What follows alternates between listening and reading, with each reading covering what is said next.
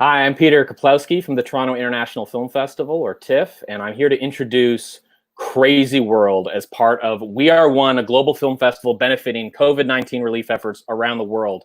TIFF chose the World Health Organization as their charity, and so if you're interested, you can donate via the Crazy World premiere on YouTube, which will be starting at 2 p.m. Eastern Standard at youtube.com/weareone. I'd also like to acknowledge that I'm speaking from Toronto on the treaty territory of the Mississaugas of the Credit First Nation and the traditional territory of the Haudenosaunee and the Anishinaabe and the Huron-Wendat. I also just want to generally acknowledge our past and our histories, good and bad. And if we do so, I think we can make a better and more inclusive future. In our future is Crazy World. Never has, I think, there been a more apt title for our times. Crazy World is an infectiously entertaining Waka action film with serious subject matter, but also lots of levity. And it's an important reminder, I think, to recognize and appreciate stories beyond our own. And I just want to say up front, before we get into this really exciting Q&A with the filmmakers behind Crazy World, I'm not going to pretend that escapist entertainment is the only thing we need right now. It's not. There are protests throughout the United States. There's tyrannical rhetoric on social media right now. There's a pandemic that is affecting employment, supply lines to people all over the world.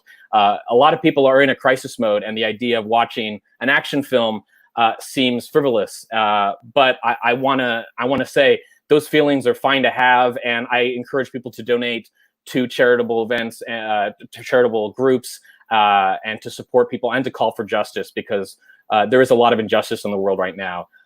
So please, I urge you to do that form of activism. It's incredibly important, and to raise your voice and to be heard, and also to listen to people. And that's the thing. We're watching a movie called Crazy World, and we live, as I said, in a crazy world. And I'm asking you at some point this week, if not at the 2 p.m. broadcast, but throughout the 7 days, to enter the crazy worlds of all the films on YouTube as part of the We Are One Global Film Festival, but especially this crazy one. It is such a testament to creativity and the human spirit to invent and to innovate beyond the meager means that you might have.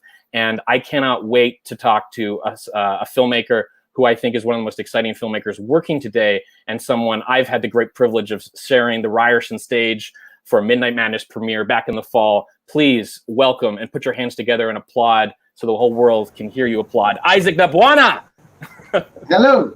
Hi, Isaac. I'm okay. How are you? I'm great, because, and the only reason I'm great is because I'm talking to you, and we're about to watch your movie, Crazy World. Thank you. I mean, I almost never know where to begin with you, because there's just so much to talk about. The community that you built, the stories that you've been telling, the experience of last year of you presenting the movie to an audience of like 1,000 people. Let's just start there. Let's start where we last left off. In September, we somehow got you to Canada. It was very difficult, but we managed to get you to Canada. What was that experience like, presenting this movie to an international audience? Wow, I think it was one of my, best experience I've ever experienced in a movie industry. Meeting thousands of people in one place. It was great for me. For me, normally when I make movies, I make them for my audience, for the audience, even if I don't know them. But meeting that big audience was something unique that I will never, it changed my life and because I met many people. I remember one person was like, I don't know if the boy was a stickler with his mother. They came to me, and the mother said the boy was shaking, and the mother said, hug that boy, please. He came for you. I hugged the boy. He stopped, shaking. I said, he is not a fan of movies, but he came to see you. That was something I will never forget. I will never forget that experience in my life. What was the first? Yeah, go ahead. Keep going. Sorry, I didn't mean to interrupt you. Yeah, I mean, that was unique in my life. Yeah. What was the first? What inspired you to start making movies? I know you've spoken about this story a lot, but hang on. Okay. Pass it to Elliot. But what first inspired you to make films, Isaac? Yeah, really, what I think is art. From childhood, I was, drawing a lot. I was drawing a lot, and I was drawing, on paper, and I could, I used to draw, like football match. From goalkeeper pass it to Latigo pass it to again something like that. But those are players we used to enjoy here in Uganda.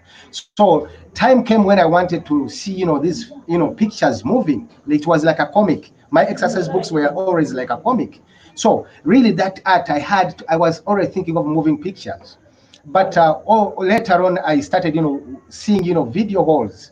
I did not get a chance to go to cinema halls, but outside the video hall, they could, put posters. You watch a movie, by poster. Look at a poster and then you imagine what is in the movie.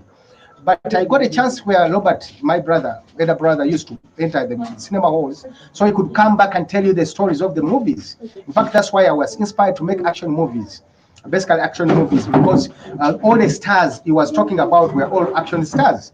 I never, knew any love story star, and even up to now I don't believe that love story is a movie. And for me, I take it action movies are the only movies. They're the purest form of cinema. That's what is in my head. If you tell me that love story is a movie, I sometimes think no. But because I grew up seeing all the action stars like from Bruce Lee, Wang Yu, Buddy Spencer, Schwarzenegger, Rambo, Chuck Norris. My favorite is Chuck Norris. That's your favorite. What's your favorite action movie? My favorite action movie. Yeah. I think it is Commando of Schwarzenegger. Commando. That is my favorite action movie. I think that's what I think. But there is also Wild Geese. I think it was by Lojam. Yeah. Wild Geese by Lojam, I think. Yeah. There were so many movies I like, but I did not even see some of those movies. I know them by heart. You know them. Expression. Yeah, you know them just because your brother described them to you. So you didn't even see them. Yeah. Yeah, I never got a chance of I've never got a chance of watching Bud Spencer, but I think he has a lot of movies. But Robert used to tell me that the guy used to crush people. I just heard of recent that he died. Is it 2 years ago? And I said, oh, maybe if I met him, it would be great because I know him from Robert's expression. Wow, I mean, I think that's such an interesting way to take media in, is that you're hearing it through an oral tradition and then representing it as movies. The thing that I think is really interesting about your films, though, is that they are action movies, but they're about serious subject matters. And before we start bringing your crew on and your compatriots, I just wanted to talk briefly about the subject matter of the movies and how that's really important to you. That you're telling action stories, but they're very much a reflection of reality where you live. Yeah, the truth is, I try to let these movies on the life. I mean, the life around me, like this crazy world where we are seeing child sacrifice in Uganda, in Africa, even in Kenya. Tanzania, neighboring countries, it is common. The child sacrifice is in common. But I've been talking to many friends of mine from West. They don't understand me. If you talk of child sacrifice, they will not understand you. But if you say child kidnap, they'll understand you. Then they don't know what child sacrifice is in West. Because people here, rich people, they sacrifice people. They have a belief that if they get a child, they kill him, they slaughter him, and then maybe her, they put the blood in the foundational buildings. They make a lot of money or something like that. The building will be blessed, something like that. Then I said, no, I have to make a movie about this. Yes, sometimes if you look at that movie, if you look at the movie, you might think it is only comedy or something like that. But you watch it attentively, you will understand that there is a serious, information in that movie. Mm-hmm. It is serious. It is a crazy world. We are living in a crazy world. How can you sacrifice a child for, wealth? Mm-hmm. we don't have it even if you read in the Bible where the sacrifice was, people were sacrificing animals, not human beings.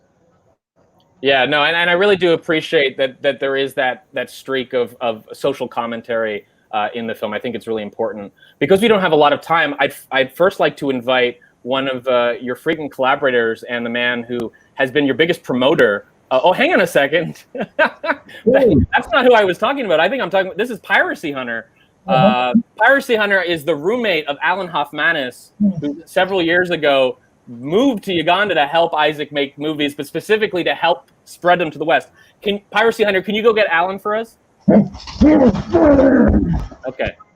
I think Alan will be joining us shortly, but that was Piracy Hunter. But let's meet VJ Emmie, who is like an intrinsic part of the Wakaliwood experience. Oh, hey, no, first is Alan. Okay. Alan. Hi, Isaac. So Alan and Isaac, how long have you guys? I think you're gonna be. I think you're gonna be okay, Isaac.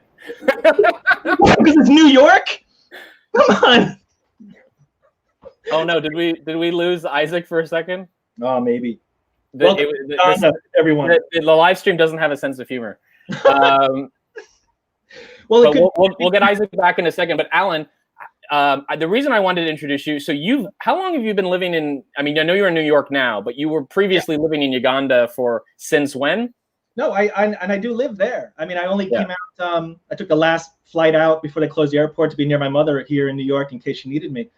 But it's going to be 10 years when I first went. And it's because you've watched a trailer of Who Killed Captain Alex, or look, it sounds crazy, but slowly and surely people are seeing what I think I saw in the very beginning. And all it was it was a 60-second trailer for Who Killed Captain Alex, Uganda's first action movie.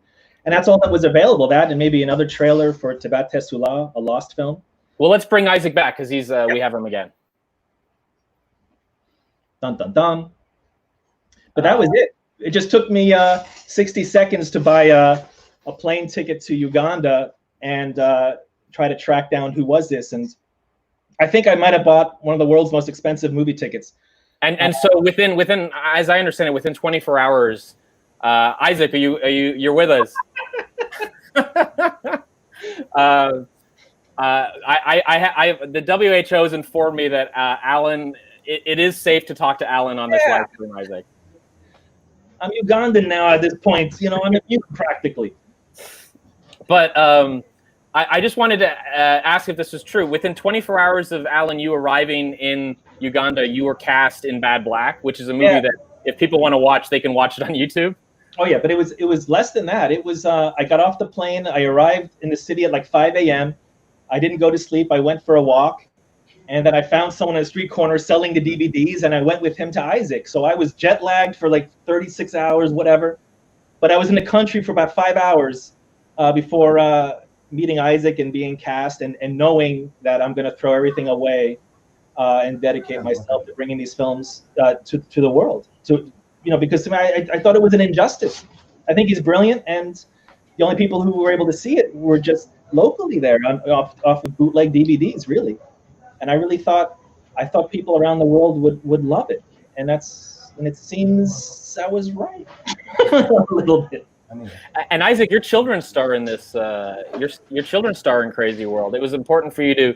I mean, the subject matter was a story about child kidnapping, but you're clearly a very proud father, and you have really wonderful children. What was it like directing them? Oh, Isaac, and you here? Uh-oh. He froze again, I think. Isaac might have frozen again. This is the reality of the technology. This is part of the reason I moved, is because, and this is now, I mean, like 10 years ago, the internet was practically, dial-up was practically non-existent, and the phones sucked. So no, the only thing to get to, and also I had to understand as much as I could. But you were asking just briefly with the kids, what happened is like once Who Killed Captain Alex got on YouTube properly, meaning like with subtitles and whatnot, and started taking off, Isaac became very concerned because we didn't know what that meant. Like, he's becoming pop, but he's from this tiny village in Uganda. And like, what does that mean? Like, he thought what it meant maybe is that someone's going to try to kidnap the children. Because if he gets 1 million views on YouTube, he must be a billionaire, right? He must have all this money under his bed. So what do you do to protect the kids? And his idea was, well, let's get all the actors together who have children, and make these children Ugandan action movie stars. Let's make a film where they are fighting kidnappers, and you can see in the movie they can defend themselves. Yeah. Think maybe a real life kidnapper will think twice. I would definitely not want to mess with with Isaac's kids. Yeah. And it goes back into what we were saying earlier, like they're comedies, they're fun, Yeah. but it's like what's more serious than trying to protect the lives of your own children? Absolutely. Let's bring Isaac, and believe VJ Emmie is with us as well. Oh, and the kids are there too. Oh, awesome. Where's Emmie? Actually, this is better with Emmie. Just hear him. Emmie, is we can't see Emmie, but can we hear Emmie? Emmie, are you there? All right, he's coming. He is a child. We've got the whole family joining now. Are there any questions in the live comments? I'd be happy to pass them on. Can you hear me? Yeah, Emmie, we hear you. We can hear you, Emmie. Emmie, can you describe what it's like working with Isaac on his movie? It's okay, Emmie. Look, your voice is famous enough. We're happy.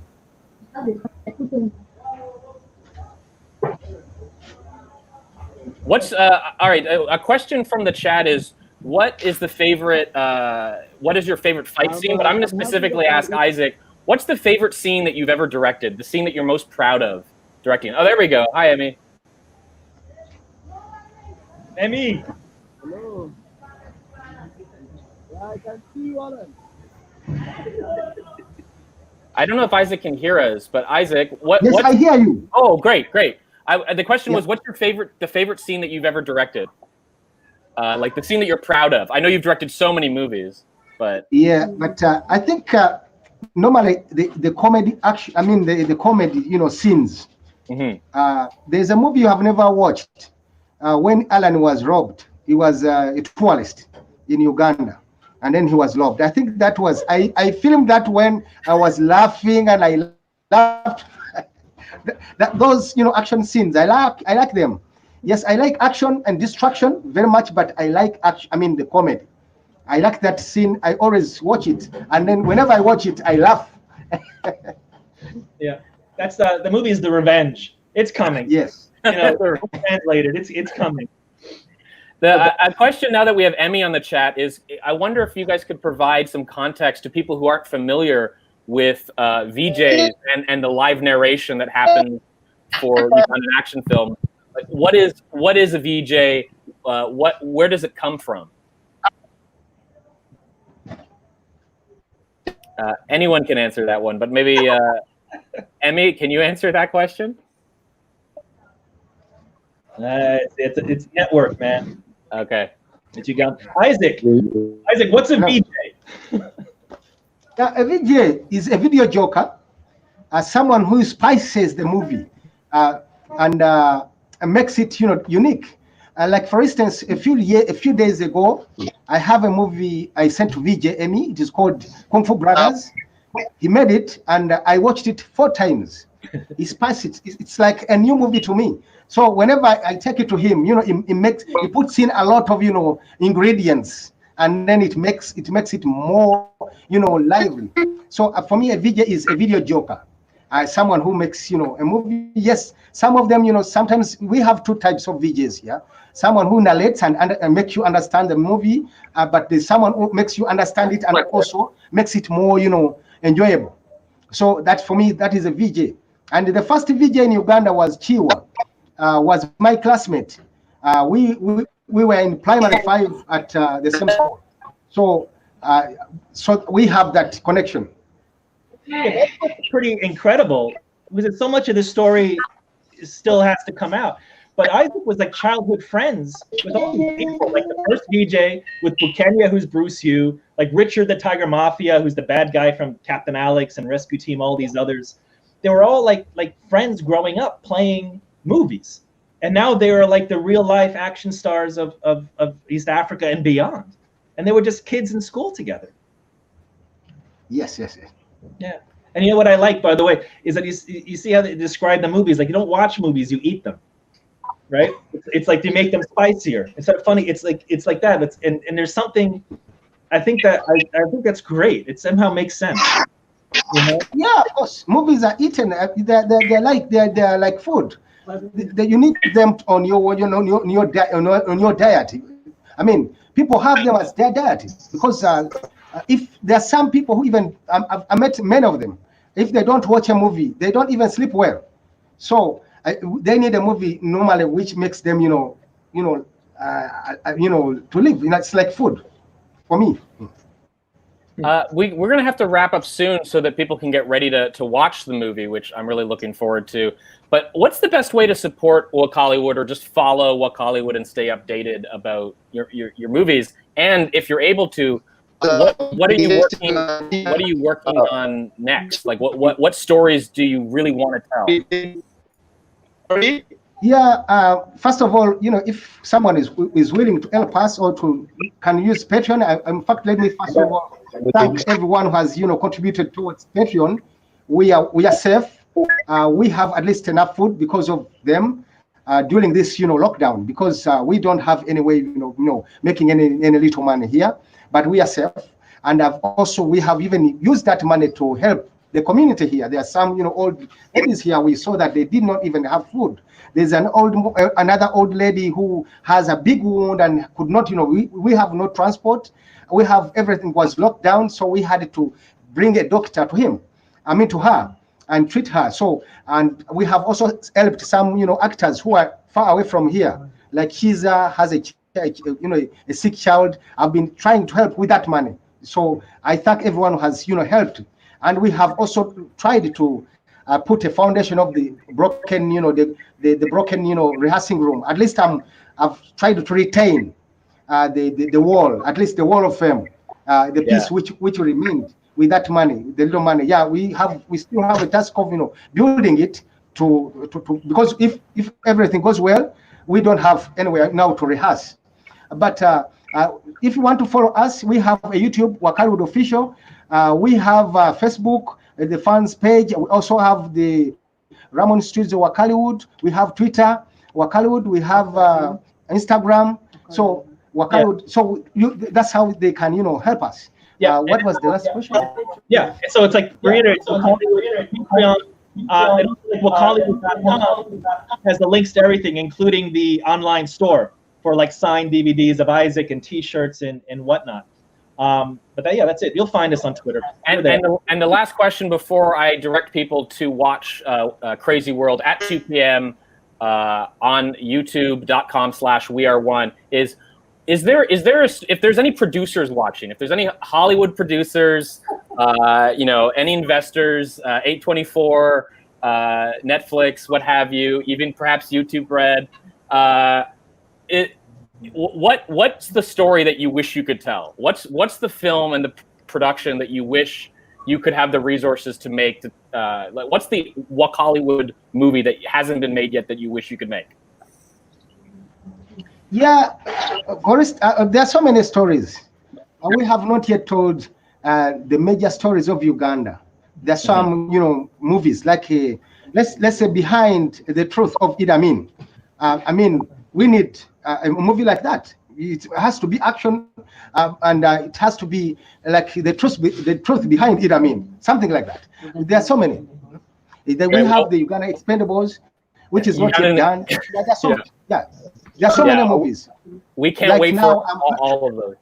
Yeah, I'm planning for Who Killed Captain Alex 2, The Suspect. So there are so many movies. And Eaten Alive, Isaac. Eaten Alive in Uganda. We have to eat alive. I just want to say, Isaac, that by saying all those titles, this chat is so excited about all of that, and they cannot wait to support your movies. And hopefully, there's some producers on there that will reach out and continue to support your films. Everyone on the chat, thank you so much for joining We Are One Film Festival. Thanks, Isaac, Emmie, Alan, for joining us. You will be able to see them all again very soon at 2 p.m. Eastern Time on YouTube. patreon.com/weare1. We're going to watch Crazy World. We live in a crazy world. Let's take a step outside our own crazy worlds and enter the Wakaliwood crazy world. See you all too, and thank you from the bottom of my heart. I love you all. You too. See you here. Isaac.